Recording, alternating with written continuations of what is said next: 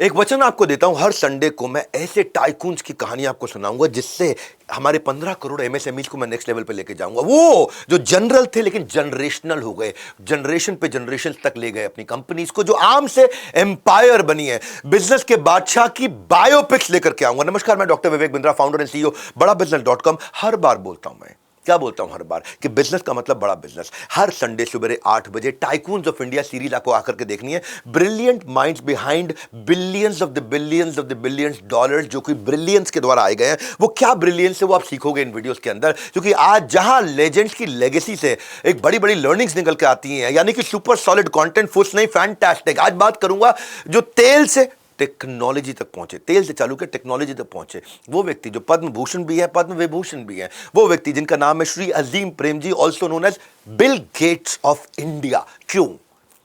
एक ऐसा समय था, ये भारत के लगभग 4-5-6 साल तक सबसे अमीर आदमी थे।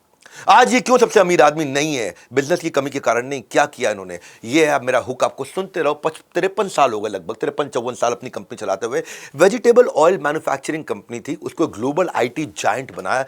विप्रो की बात कर रहा हूं, 9th लार्जेस्ट प्राइवेट एम्प्लॉयर है, यानी कि लगभग 2.25-2.5 लाख लोगों को नौकरी देते हैं। कोका कोला को अगर 2 गुना कर दो, या कोका कोला और इंटेल मिला दो, उनके पास भी इतने एम्प्लॉयज नहीं जितने इनके पास अकेले हैं। 66 देशों में काम कर रहे हैं। 90% रेवेन्यू उनका विदेश से आता है, यानी कि हमारी इकोनॉमी का बहुत बड़ा कंट्रीब्यूटर है।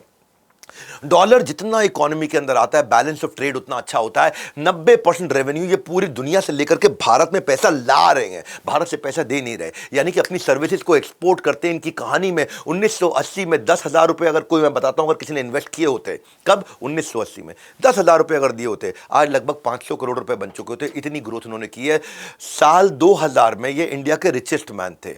एक साल फोर्ब्स की रिचेस्ट इंडियन लिस्ट में, आज अगले साल से सीधा 8वें पोजीशन पे पहुंचे, फिर 12वें पोजीशन पे पहुंचे, आज 17वें पोजीशन पे। क्यों? क्या नुकसान हुआ था? ये 17वें सबसे अमीर आदमी, क्यों? बहुत नुकसान कर दिया था। ये 17वें सबसे अमीर आदमी इतना पीछे चले गए, क्यों?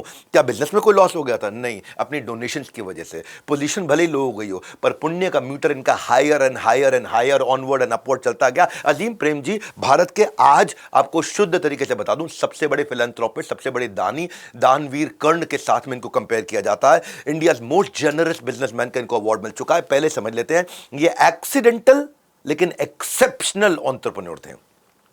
एक्सीडेंटल क्यों? क्योंकि पिता के देहांत पे इनको पढ़ाई छोड़कर के अचानक आना पड़ा। मोहम्मद हशीम प्रेम जी, जो इनके पिता बर्मा में राइस ट्रेडिंग के बड़े व्यापारी थे, राजा कहलाए जाते थे बर्मा के ये।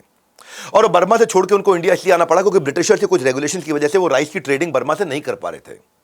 अब बात है 1945 की। बड़ी रिसर्च कंटेंट दूंगा, टाइकून्स ऑफ इंडिया सीरीज है। 1945 की एक जगह थी छोटी सी महाराष्ट्र में, अमलनेर। वहां पे उन्होंने विप्रो को फाउंड किया, लेकिन विप्रो का नाम था विप्रो नहीं था, वो था वेस्टर्न इंडिया, क्योंकि वेस्ट हिस्से में थे। Western India palm refined oils बनाते थे, पाम रिफाइंड ऑयल्स लिमिटेड। तो WIPRO, विप्रो। ये आगे चल के बना, रुके नहीं, रुख बदल दिया। और मैं भी इस बार कहां रुकने वाला हूं? Non stop knowledge. 1 नहीं, 2 नहीं, 3 नहीं, 10 नहीं, 20 नहीं, 30 नहीं, 52 हफ्ते, 52 tycoons of India. Indra Nooyi आ रही है, इसके बाद लक्ष्मी मित्तल आ रहे हैं। इंडिगो की सक्सेस स्ट्रैटेजीज क्या रही, धीरूभाई अंबानी की बात करेंगे, मुकेश अंबानी की बात करेंगे, नंदन नीलेकनी की बात करेंगे, कईयों की बात करेंगे। आज अजीम प्रेम जी 1966 पे जा रहा हूं वापस। वो इनके लिए मनहूस साल था, क्योंकि उस समय स्टैनफोर्ड में पढ़ने के लिए गए हुए थे। अपनी पूरी जिंदगी उसको नहीं भूल पाएंगे, क्योंकि क्या हुआ उस बुरे वक्त में, जिंदगी की सबसे बड़ी लर्निंग दी बात उस समय की थी। स्टैनफोर्ड से इंजीनियरिंग 21 साल की उम्र में कर रहे थे, खबर मिली पिता का देहांत हो गया। लास्ट सेमेस्टर, आखिरी में, बस इंजीनियरिंग खत्म होने से पहले, बीच में छोड़ के वापस आ गए। पिता की मौत का मातम भी मनाना था और लॉस में डूबी हुई कंपनी की बागडोर भी संभालनी थी। बेटे का फर्ज और बिजनेस का कर्ज दोनों उनके सामने खड़े थे। आसान नहीं होता है ये। हाँ, इंटरप्रिटेशन अच्छी होनी चाहिए आपकी। इस माहौल ने उनको बहुत मजबूत बनाया और जिम्मेदारी बनाया उनको, और जिम्मेदार बनाया। डिप्रेशन में नहीं गए, हाँ, रिसेशन डिप्रेशन नहीं, कंटिन्यूअस प्रोग्रेशन की तरफ बढ़ते चले गए। ना बिजनेस, ना कोई एक्सपीरियंस और ना मैनेजमेंट का कोई भी एक्सपीरियंस, पर जब मन में ठान लिया, अजीम प्रेम जी अब रुकने वाले नहीं थे। ये अजीम प्रेम जी हैं। एक वक्त आया, उनके क्रेडेंशियल पर सवाल उठे। जब शेयर होल्डर्स की मीटिंग होती थी, बोले 21-22 साल का बच्चा है ये। क्या 22 साल का बच्चा, 21 साल का, इसे तो बिजनेस का बी नहीं आता, रिजाइन कर दो भाई, तुम नहीं चला पाओगे। एज छोटी थी इनकी, ये मैं मानता हूं। एम छोटा था, ये मैं नहीं मानता हूं।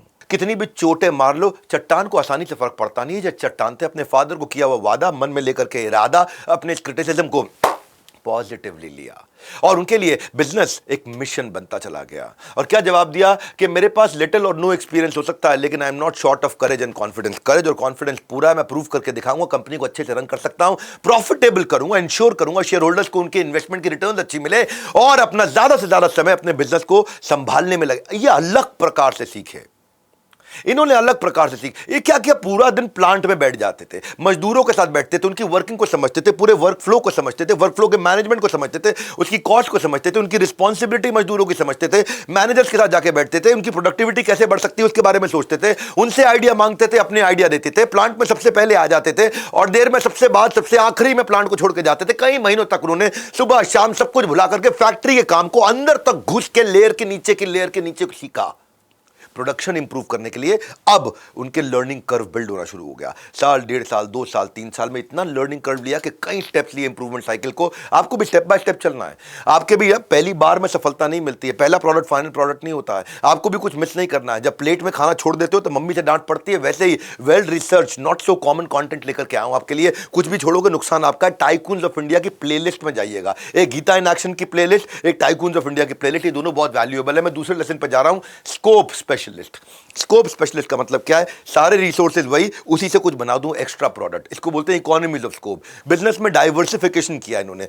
पहले जो चीजें बनाया करते थे उससे ज्यादा चीजें मैं उन्हीं रिसोर्सेज से कैसे बनवा लूं, कैसे एक्सपेंशन कर लूं, कैसे इकोनॉमीज ऑफ स्कोप कर लूं। पहले खाली सनफ्लावर वेजिटेबल ऑयल बनता था, 787 ब्रांड का नाम था, साबुन, उसका प्रोडक्शन करता था।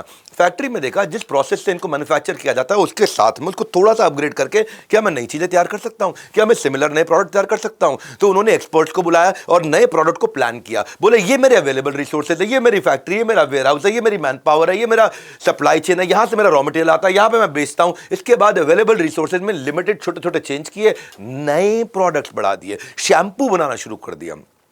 शैम्पू का रिस्पॉन्स आया, टेस्ट हो गया, पायलट एक्सपेरिमेंटेशन वैलिडेशन हो गया, अब उसका एक्सपेंशन हुआ। फिर baby oil, hair care soap, फिर बेकरी में बनने वाला जो एक फैट होता है जिससे बेकरी का सामान बनाया जाता है, फिर उसमें भी चले गए वहां प्रोडक्शन।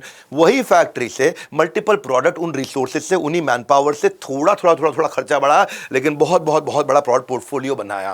प्रोडक्ट्स को अब जाकर के बाजार में जब ऑफर करने का, अजीम जी को पता था बिजनेस का साम्राज्य बनाना है तो प्रोडक्ट से नहीं, प्रोडक्ट डाइवर्सिफिकेशन से बनेगा। और प्रोडक्ट डाइवर्सिफिकेशन से क्या होता है, मेरा रिस्क घट जाता है। क्यों? क्योंकि मैं खाली 2-3 प्रोडक्ट पर डिपेंडेंट नहीं हूं। और दूसरा फायदा क्या है, नया सेक्टर पे एक्सपोजर मिलता है। तीसरा फायदा क्या है, एफिशिएंसी एडवांटेज। उसी कॉस्ट से मैं ज्यादा सामान निकाल पा रहा हूं, उसी मैन पावर, उसी मशीन, उसी प्लांट, उसी वेयर हाउस, उसी सप्लाई चेन, उसी वेंडर, उसी डिस्ट्रीब्यूशन नेटवर्क से मैं ज्यादा सामान। अब भाई एक राशन की दुकान पे मेरी 4 आइटम जा रही है, अब 4 की जगह 12 जाएंगी। राशन की दुकान पे पहुंचने पे खर्चा उतना ही था, लेकिन 4 की जगह 12 आइटम जा पा रही है। मल्टीपल रेवेन्यू स्ट्रीम ऐड हो गई, इधर से भी आ रहा है, इधर से भी आ रहा है, इधर से भी आ रहा है, रेवेन्यू स्ट्रीम ऐड हो गई। अब जब इतनी सारी रेवेन्यू स्ट्रीम ऐड हुई तो देखते थे कि कौन सी मेरे को ज्यादा कंट्रीब्यूट करती है, उस पर ज्यादा फोकस करूं। अब मैन्युफैक्चरिंग में एक्सीलेंस आ गई। देखो ऐसी आती है एक्सीलेंस है, पायलट एक्सपेरिमेंटेशन वैलिडेशन, उसके बाद एक्सपेंशन। पहले बिजनेस खड़ा, उसके बाद बिजनेस बढ़ा। भाई मेरी स्पीड तेज है, मेरे को 1.25 1.5x पे कोई नहीं देख पाता है, मेरे को 1x पे ही देखना पड़ता है, क्योंकि आपको मेरे साथ रहना पड़ेगा, नोट्स बनाने पड़ेंगे। अपनी स्ट्रेंथ पर प्ले किया। फैक्ट्री में सारे हाइड्रोलिक सिलेंडर जो यूज होते थे ना, उनको बार बार रिपेयर करना पड़ता था। बोला मैं क्यों ना ऐसा कुछ कर दूं कि ये हाइड्रोलिक सिलेंडर मैं खुद ही बनाना शुरू कर दूं, और वो भी किया। उससे इनकी कॉस्ट और कंट्रोल में आई। अब हाउस होल्ड के पर्सनल केयर प्रोडक्ट, साबुन, shampoo, detergent, face wash, hand wash से ग्रूमिंग में गए, परफ्यूम में गए। यार्डले इन्हीं का ब्रांड है। डिओज इन्होंने बनाए, फर्नीचर बनाना शुरू करे, सीटिंग सोल्यूशन बनाया, विप्रो की लाइटिंग बनाई, उसके लिए एक अलग प्लांट तैयार। फिर फूड बिजनेस में मसाला, पाउडर, स्पाइसेस, पिकल, अचार, चटनी, ये सब बनाना शुरू कर दिया। अब जनरल इलेक्ट्रिक आई कंपनी उस समय विदेश से, उसके साथ मिलकर के बल्ब बनाने शुरू कर दिए। हेल्थ सेक्टर में कुछ कंपनीज आई, पार्टनरशिप किया, डायग्नोस्टिक प्रोडक्ट्स, मशीनरीज बनानी शुरू कर दी। अब ये थे एक्सपेंशनिस्ट। ये मेरा तीसरा लेसन है। एक्सपेंशनिस्ट का मतलब क्या है, बिजनेस में प्रॉफिट के साथ फ्यूचर के प्रोजेक्शन बड़े इंपॉर्टेंट होते हैं। भविष्य में कैसा होगा, यहां खड़े खड़े भविष्य कैसे देख सकूं मैं, यहां खड़े खड़े मैं अडॉप्शन कर्व को कैसे पहचानूं, सनराइज क्या है, सनसेट क्या है, सूरज कहां उग रहा है, सूरज कहां डूब रहा है, उगते सूरज के साथ मैं एक्सपैंड करूंगा, कितना एक्सपैंड करूंगा, टाइमिंग कैसी है, बड़ी क्रूशियल है। अजीम प्रेम जी मेरे हिसाब से वो चील थे, वो ईगल थे, वो बिजनेस ईगल थे जो कि मिलियंस ऑफ डॉलर्स को स्पॉट कर ले miles away, millions but miles away, यानी कि ईगल जो होती है माइल्स ऊपर, कहीं कहीं कहीं कहीं कहीं बहुत मीटर ऊपर होती है, लेकिन वहां से समुद्र में तैरती ऊपर ऊपर की मछली को देख लेती है, पाक पकड़ लेती है। ये था इनका style, tapping the untapped market, जिस मार्केट में कोई नहीं घुस पाया। अजीम प्रेम जी, मैं इतना प्रणाम करता हूं आपको, क्यों? क्योंकि आप इंटरनल फंक्शंस में घुसने वाले कुछ लोगों की एक्सपर्टीज होती है और कुछ को मार्केट चेंजेस को समझने की एक्सपर्टीज होती है। आप में दोनों थी। 1970 में आप समझ गए कि कंप्यूटर के हार्डवेयर और आईटी मार्केट जो आप अमेरिका में आप देख करके आए थे, जिस समय आप पढ़ने गए थे इंजीनियरिंग के लिए, उसी समय आपने देख लिया कि भाई यूएस में कंप्यूटर आम है, इंडिया में अभी आम छोड़ो, इंडिया में तो उसका कोई नाम नहीं है। हाँ, और वहां पे एकदम आम हो चुका है। ये बड़ी अपॉर्चुनिटी इनको समझ में आई। तब इन्होंने इंडियन कंपनीज के लिए ग्लोबल ब्रांड के साथ उस समय कंपीट आसानी से नहीं कर सकते थे, क्योंकि ग्लोबल ब्रांड थे। 78 में अपॉर्चुनिटी मिली। आईबीएम के पास में इंडियन कंप्यूटर मार्केट का 80% से ज्यादा शेयर था, लेकिन वो इंडिया में पुरानी टेक्नोलॉजी बेचा करते थे, ताकि डम फालतू माल इंडिया में देते थे। सरकार ने मना कर दिया, बोला भगाओ उसको, हमारे को चाहिए ही नहीं इस समय। अब हमारे को इस कंपनी को, आईबीएम को भगा दो, ये विदेशी कंपनी है, रिस्ट्रिक्शन लगा दी उसके ऊपर। आईबीएम ने इंडियन मार्केट को जैसे ही छोड़ा, एक वैक्यूम हो गया, 80% मार्केट खाली हो गई। बस अब इन्होंने कहा, मैंने बोला ना चील दूर से देख लेते हैं, मिलियंस को देख लेते हैं माइल्स अवे। अजीम प्रेम जी ने बिना देरी करे आईबीएम के निकलते ही कंप्यूटर खुद मैन्युफैक्चर करना शुरू कर दिया। दुनिया भर से बढ़िया मैन पावर लेकर के आया, उस मैन पावर को डेवलप किया, उनको एक विजन दिया, उनको एक पर्पस क्रिएट करके दिया, इंट्रोड्यूस किया। पहला फर्स्ट इंडियन कंप्यूटर वो जो आईटी सेक्टर में जो इंडिया का था वो विप्रो का था। विप्रो कंप्यूटर मैन्युफैक्चरिंग में खूब सक्सेस मिली, बढ़ते चले गए। उस समय तो उन्होंने सबसे आगे थे ये, और कंपनी करोड़ों में रेवेन्यू करने लगी। एक्सपर्ट कहते थे कि जो विप्रो है हार्डवेयर मैन्युफैक्चरिंग पे फोकस रखो, हार्डवेयर बनाते रहो, तुम्हारी एक्सपर्टीज है, play your favourite, play where you have been getting success, जहां सफलता मिल रही है उसको रिपीट करो, ग्रोथ करो, एक्सपैंड करो। पर तब अजीम प्रेम जी वही चील, वही ईगल दूर से समझ गए मैन्युफैक्चरिंग में चेंज हो रहा है। क्या लोग चाइना की तरफ मूव करेंगे, क्योंकि चाइना ने बहुत तेज तैयारी कर ली है। चलो कभी जाने मन हमारे साथ लीडरशिप फनल के बाद में आपको चाइना लेके चलते हैं। लीडरशिप फनल के पार्टिसिपेंट्स, आप लीडरशिप फनल में आना चाहते हो ना, आपको चाइना लेके चलते हैं। 25-30 साल आज भी आगे हमसे। उस समय समझ गए थे ये कि ये मैन्युफैक्चरिंग वहां चला जाएगा। वहां पे इन्होंने जो सारे एक्सपर्ट बोलते थे कंप्यूटर बनाओ, हार्डवेयर बनाओ, इन्होंने बोल्ड स्टेप लिया, हार्डवेयर से बाहर निकलकर सॉफ्टवेयर की तरफ चले गए और बोले कि आईटी सर्विस और सॉफ्टवेयर का हब इंडिया हो जाएगा, मैन्युफैक्चरिंग चाइना में चला जाएगा। ये पहले समझे, इसको बोलते हैं अडॉप्शन कर्व। हाँ, इसको क्या बोलते हैं, मैं अर्ली मूवर एडवांटेज उठा लूं, वहीं पिवोट किया। वर्ल्ड मार्केट मैन्युफैक्चरिंग के लिए चाइना को देखे, सॉफ्टवेयर के लिए, सर्विसेज के लिए इंडिया को देखे। विप्रो पहली ऐसी कंपनी थी जिसने ग्लोबल क्लाइंट को सॉफ्टवेयर डेवलपमेंट और सर्विस प्रोवाइड करना शुरू कर दिया। अब सॉफ्टवेयर शुरू कर दिया, अभी तक कंप्यूटर बनाते थे।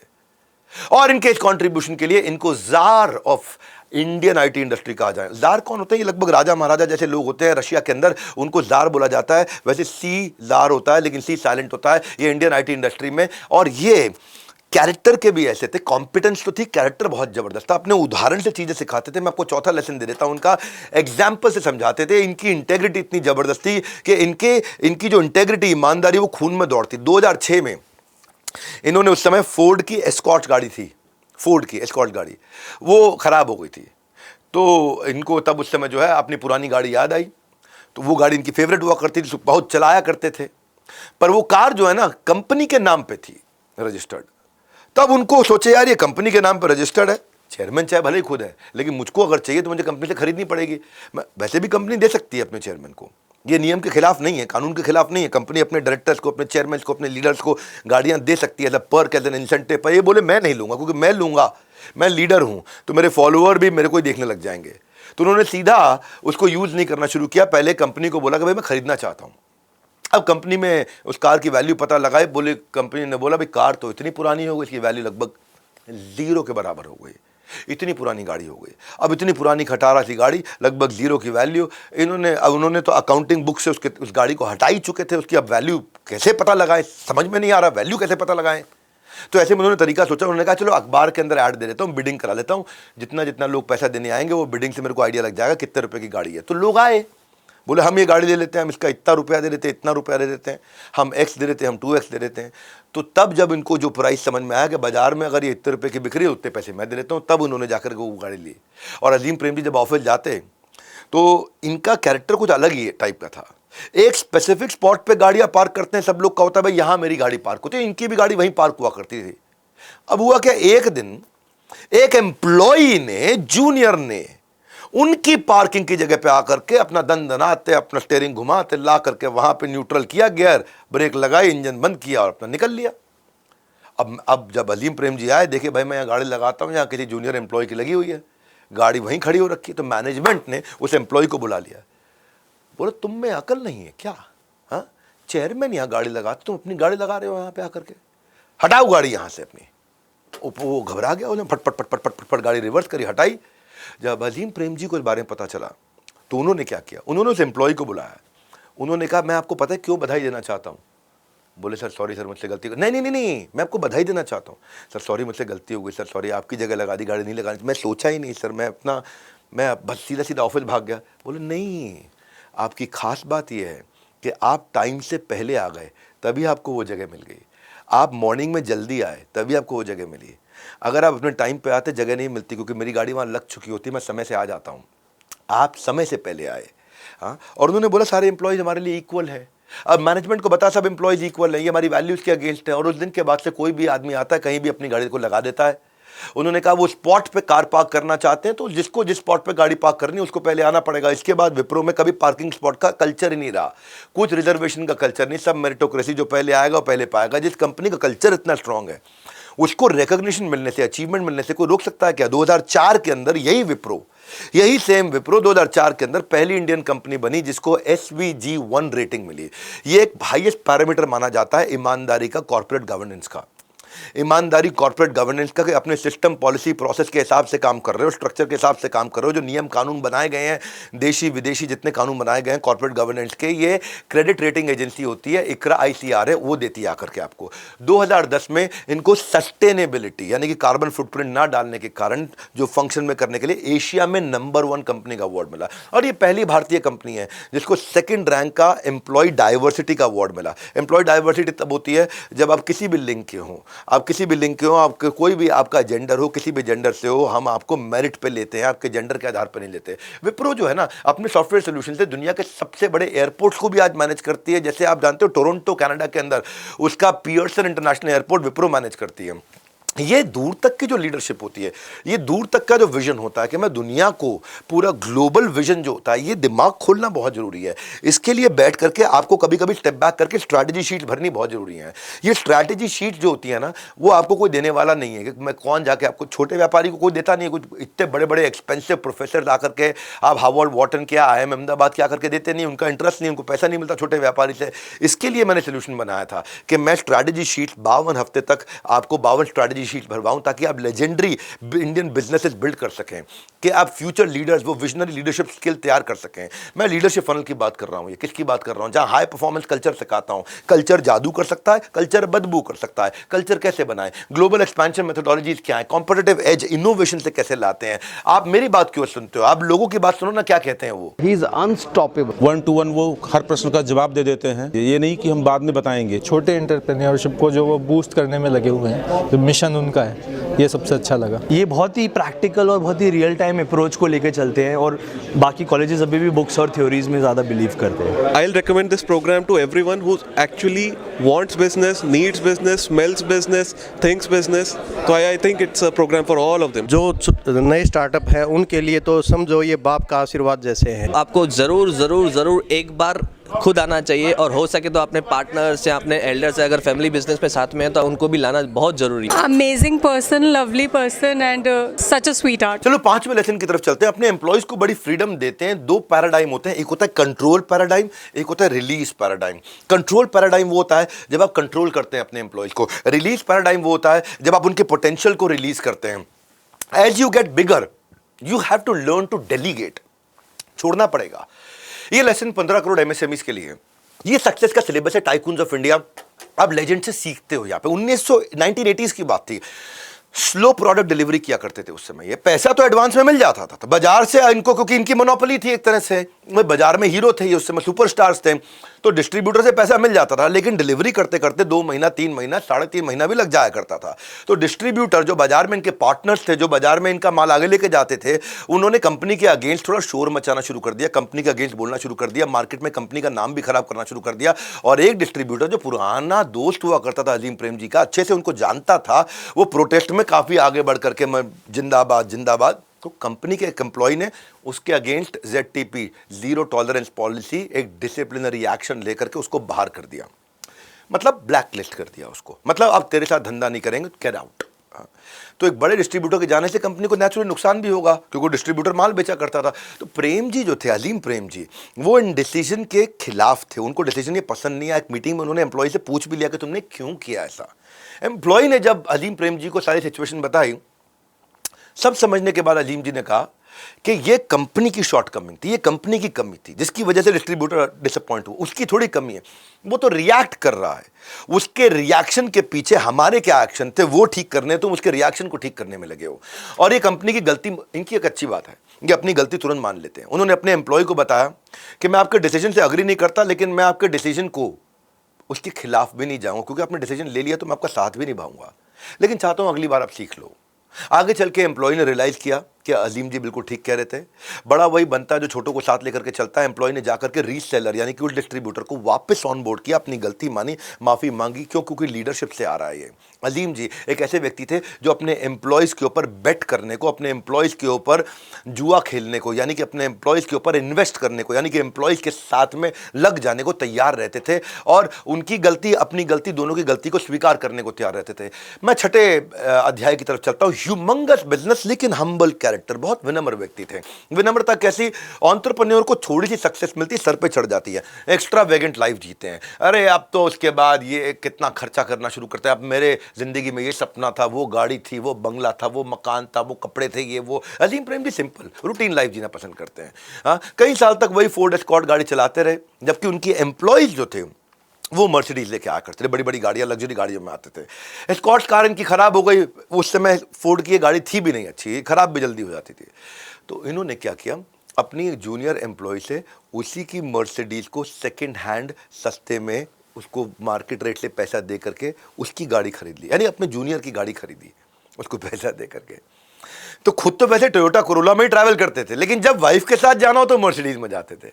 तो वाइफ के साथ जा रहा हूँ तो फिर वाइफ को कंफर्ट देने के लिए मर्सिडीज, खुद टोयोटा कोरोला में घूम लेते थे। कभी 5 स्टार होटल नहीं रुकते थे, जहाँ जहाँ कंपनी का गेस्ट हाउस हो वहीं रुकेंगे। सभी एम्प्लॉयज़ की तरह कंपनी की कैंटीन में बैठ के एम्प्लॉयज़ के साथ में वहीं खाना खाएंगे। ऑफिस जाने से पहले केबिन्स की लाइट, अपने कम से कम केबिन की लाइट तो खुद जाते जाते आदत पड़ गई थी, बंद करके चले जाते थे। अपने ऑफिस में रूल बनाया था, कोई भी अगर फोटो कॉपी करोगे तो उसके बाद दोनों तरफ का कागज इस्तेमाल करना है, दोनों साइड का कागज इस्तेमाल करो। ये सस्टेनेबिलिटी के लिए इंपॉर्टेंट है, क्योंकि कागज अगर ज़्यादा वेस्ट करोगे तो पेड़ कटेंगे। अपनी गलती को हाथ जोड़ के एक्सेप्ट करते थे। एक गलती उनसे हुई, और वो वास्तव में बड़ी गलती जो उन्होंने जिंदगी भर आज तक मानते हैं। वो क्या है, सुनना चाहते हैं? इन्फोसिस जब फाउंड होनी थी, यानी कि जब शुरू होनी थी, उससे पहले, उस स्टार्टअप की शुरुआत से पहले नारायण मूर्ति विप्रो में अप्लाई किए थे नौकरी के लिए। ये वही नारायण मूर्ति लेजेंडरी विप्रो में नौकरी के लिए गए। अजीम प्रेम जी स्वयं उनका इंटरव्यू लिए थे, और विप्रो में सॉफ्टवेयर डेवलपमेंट के हेड की डेजिग्नेशन के लिए उनका इंटरव्यू लिया। अजीम प्रेम जी को लगा नहीं, लड़का हल्का है, इसमें दम नहीं है, नारायण इस पोजीशन के लिए फिट नहीं है। नारायण मूर्ति को उन्होंने रिजेक्ट कर दिया, और आज भी वो अपनी इसको one of the biggest mistake मानते हैं, क्योंकि वही नारायण मूर्ति ने इनके खिलाफ कंपटीशन में इतना बड़ा जायंट ऑर्गेनाइजेशन खड़ा कर दिया। लेकिन इन सारी बातों से मैं बहुत इंपॉर्टेंट बात पे आपको लेके जाता हूँ, जो मेरा 7वां अध्याय फिलैंथ्रोपिस्ट। हाँ, यानी कि ये मतलब इनको ज़िंदगी में कुछ चाहिए ही नहीं, ये बांटने के लिए पैदा हुए हैं। इनके अंदर जो बिजनेस स्किल है वो उनके फादर से आए, लेकिन जो दान देने की क्षमता, इच्छा, वो जो है वो उनकी माँ से आई। इनकी माँ यानी कि गुलबानो प्रेम जी, वो डॉक्टर थी। वो समय लगाया करती थी उन बच्चों के साथ में जिनकी शरीर की हड्डियाँ थोड़ी खराब हुआ करती थी, क्रिपल्ड हड्डियाँ होती थी, या चल नहीं सकते, या दिक्कत है। उनके लिए ऑर्थोपेडिक हॉस्पिटल बना करके उनको फ्री में गरीब बच्चों का इलाज करते थे। तो मदर के साथ, अपनी माँ के साथ जाके उन बच्चों के साथ ही समय बिताए, तो वो संस्कार इनके अंदर चले आए, और वहाँ से दान देने की इच्छा जागृत हुई। पहले इंडियन थे जिन्होंने साइन किया बिल गेट्स मिशन को, और बिल गेट्स का क्या मिशन था? The giving pledge. The giving pledge, ये पहले भारतीय थे। इनकरेज किया सबसे अमीर लोगों को कि ज़्यादा से ज़्यादा अपने पैसे को दान में दो। कितना खा लोगे भैया? हाँ, आलू का पराठा भी 1 2 3 4 5 उससे ज़्यादा नहीं खा पाओगे, बाकी क्या करोगे रख करके। तो अजीम प्रेम जी उस भावना के साथ इन्होंने एक फाउंडेशन तैयार करी, अजीम प्रेम जी फाउंडेशन, और आज तक लगभग 2.5 लाख करोड़ रुपया, 2.25 लाख करोड़ रुपया लगभग ये दान दे चुके हैं। उनका मोटो क्या है? मैं लोगों को पढ़ाना चाहता हूँ। एक बहुत इंटेलिजेंट लोगों की फाउंडेशन तैयार करी, अजीम प्रेम जी फाउंडेशन, जहाँ बहुत इंटेलिजेंट टीम बैठी है जो उस पैसे का सही इस्तेमाल और 2.5 लाख करोड़ रुपए का सही इस्तेमाल कर रही है। आज 3600 स्कूल उन्होंने 15 राज्यों के अंदर इन्होंने अडॉप्ट कर लिए हैं। आज ये 1150 एनजीओज के साथ में मिलकर के लाइवलीहुड पे, एनवायरनमेंट पे, एजुकेशन पे बहुत काम कर रहा है। और एजुकेशन थोड़ा इनके दिल के ज़्यादा नज़दीक है, क्योंकि खुद की एजुकेशन पूरी नहीं कर पाए। वैसे इनको कई डॉक्टरेट मिल चुकी हैं, ऑनररी डॉक्टरेट बहुत सारी मिल चुकी हैं। बाद में इन्होंने डिस्टेंस लर्निंग से अपनी एजुकेशन भी कंप्लीट करी थी। नेशन बिल्डिंग के प्रोजेक्ट में, चाहे जेंडर का जस्टिस हो, लैंड फॉरेस्ट प्रोटेक्शन हो, वाटर कंजर्वेशन हो, आर्ट कल्चर पे भी काम किया, डिसेबिलिटी पे भी काम किया। भारत की आज़ादी के समय में, जब भारत आज़ाद होने वाला था, आज़ाद होने से पहले मोहम्मद अली जिन्ना वो एक मुस्लिम लीग संस्था चलाया करते थे। तो इनके पिता को बहुत बोलते थे कि आप हमको ज्वाइन कर लो, हमको ज्वाइन कर। वो नहीं ज्वाइन किए इनको, वो उनको नहीं ज्वाइन किया मोहम्मद अली जिन्ना को। लेकिन जब पार्टीशन हुआ उस समय मोहम्मद अली जिन्ना इनके पिता के पास गए और क्या बोले? सुनो, एक बार और अपॉर्चुनिटी दे रहा हूँ, पाकिस्तान बन रहा, अपने लोगों के बीच में चलो, यहाँ कहाँ रहो। तब इनके सब रिश्तेदार निकल गए, यहाँ अकेले पड़ गए थे। तो बोले आप चलो। तो बोलो यहाँ क्या करोगे? मैं तुम्हें पाकिस्तान का फाइनेंस मिनिस्टर बना दूंगा। एक किताब है प्लानिंग फॉर पाकिस्तान, ये ऑनलाइन पब्लिश हुई थी कैम्ब्रिज में। मैं आपको बहुत वेल रिसर्च डेटा दे रहा हूँ। ये फाइनेंस मिनिस्टर बना रहे थे पाकिस्तान के इनके पिता को, पर थैंकफुली उन्होंने भारत को चुना। बोला मैं अपनी मिट्टी नहीं छोड़ूंगा। और आज उनके फिलैंथ्रोपिस्ट एफर्ट को देख करके उनको बिल गेट्स ऑफ इंडिया बोला जाता है। ऐसे ही टेल्स में टेक्निक्स निकाल के आपको देता रहूँगा, स्टोरी से स्ट्रैटेजी सिखाता रहूँगा, मोटिवेशन इंस्पिरेशन तो दूंगा, पर skill, strategy, discipline, direction, clarity, information बहुत ज़्यादा दूंगा। मेरा चैनल जहाँ पे हर संडे सुबह 8 बजे अब सबको आना ही आना है। ऐलान कर दो हे कुंती पुत्र, जैसे बोलते हैं कृष्ण, आपको भी बोल रहा हूँ, ऐलान कर दो हे सब्सक्राइबर्स कि यहाँ पे आपको मिलेगा टाइकून्स ऑफ इंडिया, जहाँ पे MSME 15 करोड़ लोगों को, जिसको व्यापार करना है बस मैंने खाली उसको बुलाना है, जिसने बिजनेस करना है, सीखना है, इंस्पिरेशनल लेना है, वन स्टॉप डेस्टिनेशन है। मेरे साथ जुड़े रहो और साथ में और लोगों को भी जोड़ते रहो। संडे मॉर्निंग रिचुअल सुबह 8 बजे, टाइकून्स ऑफ इंडिया। मिस हो गया तो प्लेलिस्ट में जाकर के देख लो, प्लेलिस्ट में जाकर के देख लो। प्लेलिस्ट में लर्निंग का पूरा एक अपना अपने जिम है, जहाँ पे आपकी बिजनेस की मसल्स तैयार होंगी। आप जब आएँ तो कुछ सीख करके जाएँ। आप मैं ये फ्री में जो इनिशिएटिव ले रहा हूँ, आपको यूट्यूब खोलते ही मेरा चैनल सामने आए, क्योंकि आपने सब्सक्राइब कर दिया। और क्यों करो सब्सक्राइब? आप क्यों करो? फायदा आपका ही है। बिजनेस मतलब बड़ा बिजनेस, और वही मैं सिखाता हूं। हमारे साथ जुड़े रहने के लिए आज भी इस पृथ्वी के नंबर 1 एंटरप्रेन्योरल यूट्यूब चैनल को सब्सक्राइब अपने फायदे के करने के लिए आप सबका हाथ जोड़ के धन्यवाद।